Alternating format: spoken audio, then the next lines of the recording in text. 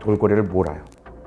막 배그들이 가가지고 땡땡 막 소리 내가지고 무섭게 해서 딱 몰아냅니다. 그러니까 이거 숨구멍 있잖아요. 이게 숨구멍 밑에 창을 팍 찌르죠. 찌르면 피가 콜콜 나오잖아요. 하자마자 콜콜 말을 확 나가버려요. 피는 쏟아지지 못하게. 이제 숨은 못 쉬어. 그래서 숨은 못 쉬면 피는 아직 나오지 않은 상태야. 그 상태 피 최대한 깨끗하게 바다에서 덜 문제가 있는 것처럼 하죠. 윙크고래 오늘 많이 잡혔다고 한다면 이걸 가지고선 뭐 이제 교육용으로 쓰고 전지를 하겠다 하고서 이제는 갔죠. 울산에 고래뼈 가지고 곰탕 끓여 먹는 거 아니잖아요. 고래가 있으면 뼈도 있어야 되는 거잖아요. 그죠? 고래뼈들은 없다는 거예요. 고기는 있는데 뼈도 없고 수염도 없어. 책에서 굉장히 놀라웠던 것 중에 하나가 놀라운 발견이었어요. 개인적으로는 돌고래 마을 있지 않습니까? 일본에. 예. 근데 이게 우리 옛날에 모비딕을 읽었던 그런 세대들이나 그런 기억을 하고 있는 사람들은 고래잡이라는 게 좀 이게 낭만적인 모험 같은 환상이 있어요. 여기도 좀 그러려니 했는데 책을 봤더니 이거 완전히 학살이던데요, 보니까. 그러니까 거기 되게 심하죠. 이게 다이지 마을이라고 하죠. 다이지 마을. 이는 매년 9월에 그 작은 만으로요 돌고래를 몰아요. 막 배그들이 가가지고 땡땡 막 소리 내가지고 무섭게 해서 딱 몰아냅니다. 그러니까 돌고래가 아무리 똑똑해도 사람보다 똑똑할 수는 없잖아요. 그러니까 몰려오죠. 그러니까 이거 숨구멍 있잖아요. 이게 숨구멍 밑에 창을 팍 찌르죠. 찌르면 피가 콜콜 나오잖아요. 근데 이제는 이걸 반대하는 환경 단체들이 딱 위에서 사진을 막 찍었거든. 찍어서 보면 그냥 바다가 새빨개집니다. 그러니까 이 사람들도 눈치가 있으니까 어떻게 딱 하자마자 콜콜 말을 확 나가버려요. 피는 쏟아지지 못하게. 이제 숨은 못 쉬어. 그래서 숨은 못 쉬면 피는 아직 나오지 않은 상태야. 그 상태 피 최대한 깨끗하게 바다에서 덜 문제가 있는 것처럼 하죠. 그 다음에 이제 새끼들은 사로잡아요. 그러니까 새끼들은 이제 팔대가 또 따로 있거든. 새끼는 작잖아요. 고기도 얼마 안 되니까. 그래서 그때 한 열흘 정도를 바다에서 굶깁니다. 힘이 빠질 때까지 어떻게 그 만원에 가다 놓고서 점점 좁혀오는 거죠. 그러고서 이걸 잡았다가 이제는 여기 수출합니다. 돌고래 쇼용으로 수출을 하죠. 돌고래 쇼 책을 보고 나니까 그 전에 어릴 때 이제 돌고래 쇼를 막 보면서 환호하면서 이제 봤던 생각이 나는데. 이게 그게 아니구나. 그렇죠. 우리나라가 돌고래류를 지금도 한 21마리 정도 키우고 있어요. 돌고래 쇼하고 수족관에서. 많이 줄었어요. 옛날에 7개 수족관에서 40마리도 넘었는데 5개 수족관에 21마리 반 정도로 줄었죠. 그 다음에 2018년부터는 신규로 고래 수입은 못합니다. 그리고 그다음에 거제 시월드라고 사기업에 거제 벨루가 라이딩이 있었습니다. 흰 돌고래 위에 딱 20만 원 내면 온 가족이 한 번씩 딱 그 돌고래 모기 위에서 서핑하고 이런 거 했죠. 근데 사람들이 하도 이제 반대하니까 2022년부터는 그냥 그건 하고 있지 못해요. 그러니까 시민 운동의 압력으로 이제 못하게 하고 그런 거죠. 근데 그때도 그러니까 사람들 사실 안 하면 간단한 거거든요. 안 타면 사람은 목표가 7개예요. 그러면 길이는 목표가 몇 개일 것 같아요? 한 70개? 죄송합니다. 문과나 네? 똑같이 7개입니다. 7개. 걔도 7개, 우리도 7개. 그다음에 생쥐도 7개예요. 네. 그러니까 포유류니까 생쥐, 사람, 기린 다 똑같이 7개예요. 그러면 고래는 목표가 몇 개일 것 같아요?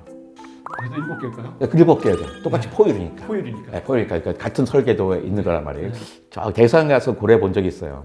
근데 원래 한 200m까지 접근해서 보는 거예요. 그 벨루가는 400m. 왜 성격이 나쁜 애에서 스트레스 받는지 멀리서 보고 200m 충분한 거리예요. 망원경을 보고 워낙 크니까. 걔네가 많이 다가온다. 그러면 200m를 유지하기 위해서 배가 뒤로 갈 필요는 없어요. 그건 더 위험해요. 다가온다 그럼 배는 정지하고 있어요. 그럼 고래가 쫙 옵니다. 그런데 우리는 고래가 오는 걸 보지만 고래는 눈이 옆에 있잖아요. 그러니까 우리 배가 있으면 어떻게 삥 돌아서 걔도 우리가 궁금할 거예요. 삥 돌아서 우리 옆으로 쭉 지나갑니다. 눈 옆으로 봐야 되니까. 근데 우리 고래가 지나가면 우리 고개를 쭉 돌려서 보는데 얘는 그게 안 되는 거예요. 고래는 목뼈 7개가 다 융합돼 버렸어요. 한 개고. 그러니까 7개인데 붙어버렸어요. 그러니까 고개를 돌리지 못해요. 그런데 벨루가는 목뼈가 7개가 융합되지 않았어요. 그래서 목을 돌릴 수가 있습니다. 그러니까 목뼈가 사실 다른 동물보다 약한 거예요. 다른 고래보다. 근데 거기에 올라타서 서핑하고 그랬던 거거든요. 그러니까 사람들이 이거 하지 말자 하지 말자니까 자연스럽게 안 하게 된 거예요. 밍크고래 오늘 많이 잡혔다고 한다면 밍크고래는 수염고래예요. 그러니까 수염이 바깥에 수염이 이렇게 난 게 아니라 잇몸에 케라틴이 쫙 있어요. 그래가지고 마치 빨아들였다가 물만 내보내고 여기에 플랑크톤이나 뭐 이런 것도 다 갇히게 하는 거죠. 이걸 가지고서 뭐 이제 교육용으로 쓰고 전지를 하겠다 하고서 이제는 갔죠 울산에. 고래 뼈 가지고 그 곰탕 끓여 먹는 거 아니잖아. 고래가 있으면 뼈도 있어야 되는 거잖아요. 그죠? 뭐 고래 수염이나 뼈 좀. 고래 뼈들은 없다는 거예요. 고기는 있는데 뼈도 없고 수염도 없어. 그러니까 약간 의심해야 되는 거죠. 그러니까 실제로 이게 뭐 잘못 잡힌 애들 있죠. 죽어서 잡힌 애들만 가지고 있는 걸 거다. 그 많은 그 고래 고깃집들이 있는데 장생포에 있는 그 집들. 장세포에 그걸 다 하려면 실제로는 어떻게 해요? 그 뼈도 많이 있어야 되고 골수염도 있어야 되죠. 근데 그건 다 어디 갔냐? 이 얘기는 뭐예요? 그러니까 어디선가 그러니까 불법 포획된 게 분명히 있다. 그걸 태가서 그냥 그렇게 하고 있다. 그거 되게 죄송한 말씀이긴 한데 그러니까 언제까지 우리가 계속 그걸 지속 가능하게 할 거냐? 그건 좀 아니라고 생각합니다.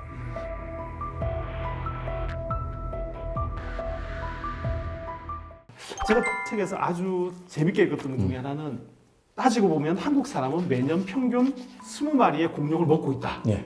우리에게 가장 친숙한 공룡 요리는 치맥 또는 삼계탕이라고 불린다. 아니 닭이 공룡이었습니까? 그러니까 우리는 약 1만 400종의 공룡과 같이 살고 있습니다. 이게 깜짝 놀랐어요. 이게 멸종됐다고 저는 생각만 하고 그렇게 배워왔던 것 같은데. 6,600만 년 전에 멸종한 공룡은 비조류 공룡이에요. 6,600만의 공룡이 멸종할 때 일단 커다란 공룡과 작은 공룡이 있을 때 커다란 공룡은 싹 사라집니다. 왜냐면 먹을 게 없어요. 그러니까 진화는 항상 커지는 방향을 진화해요. 점점. 커지는 게 유리하거든. 여러 가지로. 근데 대멸종 시기면 작은 것만 살아남아요. 먹을 게 없으니까. 작은 공룡도 두 가지로 나뉘는 거예요. 턱이 있는 공룡과 즉 이빨이 있는 공룡과 부리가 있는 공룡. 그러니까 누가 살기 좋았을까? 그 고성에 산불나고 그랬을 때, 이거 뭐 강원도 난리 났네 했는데 한 2년 지나니까 사실 울창이지 않으면 산불난지도 모르겠어요. 그러니까 약간 흔적 눈여겨 보지 않으면. 근데 그때 이제 다 산불이 나서 씨앗들은 단단한 껍데기에 감춰진 씨앗들은 땅에 박혀 있었거든요. 그러면 씨앗을 또 먹고 살려면 그러니까 이빨 있는 공룡이 좋을까요? 부리가 있는 공룡일까요? 부리가 있는 공룡이 훨씬 유리하죠. 그러니까 공룡이 멸종할 때 작은 공룡만 살아남았는데 작은 공룡 중에서도 부리가 있는 공룡이 살아남았다. 그 부리가 있는 공룡을 뭐라냐? 우리는 새라고 합니다. 그러니까 참새도 공룡이고 단정학도 공룡이고 그죠. 근데 한국 사람이 5천만 명 쉽게 쳐서 5천만 명이잖아요. 한국 사람들이 먹는 후라이드 치킨이 1년에 10억 마리입니다. 많이 먹는 것 같지만 10억 나누기 5천만 원이면 20마리밖에 안 되는 거예요. 근데 드시는 분들은 훨씬 많이 드시죠. 왜 5천만 명 안에는 이빨 안 난 갓난애들도 있고 이빨 다 빠진 할아버지도 있고 채식주의자도 있고 스님도 있으니까 먹는 사람들은 훨씬 많이 먹죠. 제가 2023년에 한번 세봤어요. 일단 뭐 보통 닭을 먹을 때 일닭씩 해요, 다들. 서로 눈치 보지 말고 자기가 시커 먹자. 그 한 마리 하고 이제 그렇지 못하는 분위기 또 있잖아요. 제가 그때 보통 8쪽을 한 마리로 계산을 해서 해보니까 2023년에는 76마리 먹었더라고요. 그러니까 많이 먹었죠. 근데 우리나라는 약간 한계가 있는데 닭이 너무 작아요. 그러니까 제가 좋아하는 게 옛날 통닭을 좋아해요. 옛날 통닭이 이제는 요즘 값이 좀 올랐습니다만 시포닭을 많이 씁니다. 시포닭이 뭐냐면 껍데기 벗기고 내장 빼고 1kg짜리예요. 시포닭에 보통 BBQ 치킨, 비싼 치킨 13호닭, 14호닭 돼요. 남미에 가보니까 남미 사람들은 25닭에서 35닭을 먹더라고요. 큰 닭 먹습니다. 훨씬 맛있습니다. 그러니까 우리는 맛없는 닭을 먹고 있는 거예요. 왜 이렇게 됐냐? 우리나라 그 치킨 업계도 다양성이 사라진 거예요. 생물 다양성 중요하지 뭐든지 다양해야 돼요. 우리는 마니커와 하림이 일방적 두 개 회사가 거의 90%, 95%를 공급할 겁니다. 이거 자기네가 생산성이 가장 좋은 크기로만 공급을 하는 거예요. 10호닭에서 뭐 15호닭 사이로. 그러다 보니까 우리는 맛없는 닭을 먹게 된 거죠. 남미 사람들은 후라이드 치킨 안 먹었어요. 안 튀겨도 맛있기 때문이에요. 우리는 왜 전 세계에서 후라이드 치킨을 제일 좋아하냐? 맛이 없기 때문이에요. 신발바닥도 튀겨보세요. 맛있습니다. 그렇죠. 예. 근데 남미 사람들은 후라이드 치킨 안 먹었어요. 그냥 안 튀겨도 맛있으니까. 이제 갑자기 남미 사람들이 후라이드 치킨 먹기 시작했습니다. K-드라마의 영향이 커요. 치맥 나오죠. 치맥 나오니까 그 치맥이라고 그래요. 그 치맥 자체는 단어도 있습니다. 치맥해야 돼. 치맥해야 되는 거 있고 치킨집 가면 벽에 테레비가 쫙 붙어 있어요. 텔레비는 뭐 켜 있냐면 K 드라마가 나와요. K 드라마 펼쳐져 있으면 그거 치맥하는 거예요. 엄청 맛있대요. 아니 안 튀겨도 맛있는 닭인데 튀기니 얼마나 맛있었겠어요. 그래서 좀 한국의 문화가 좀 전 세계에서 참 한국을 많이 알리고 있습니다. 자, 여러분들은 지금까지 공룡 전문가, 닭 전문가.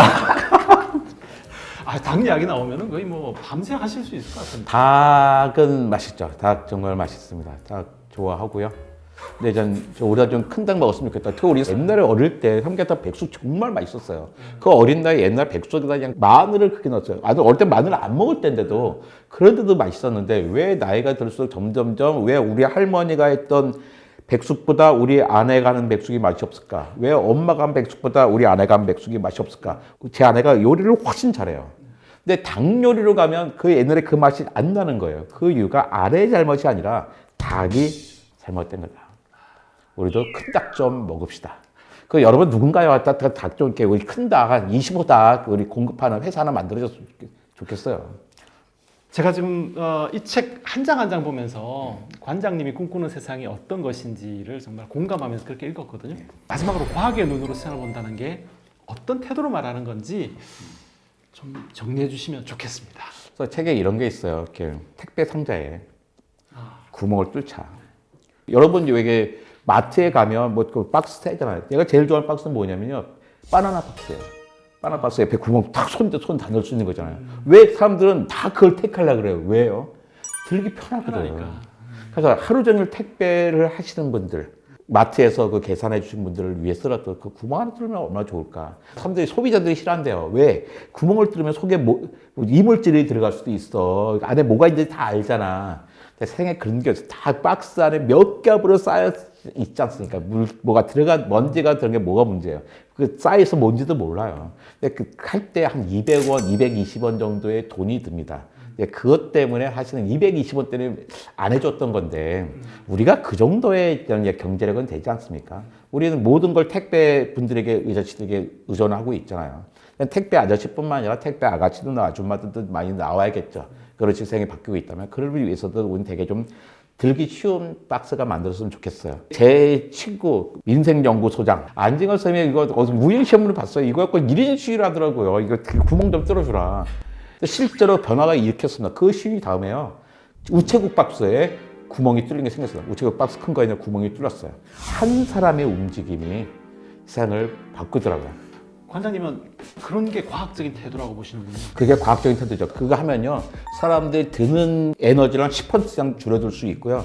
허리의 부담을 40% 정도 줄일 수가 있습니다. 그러니까 사람의 건강, 우리 노동 건강권 되게 중요한 거잖아요.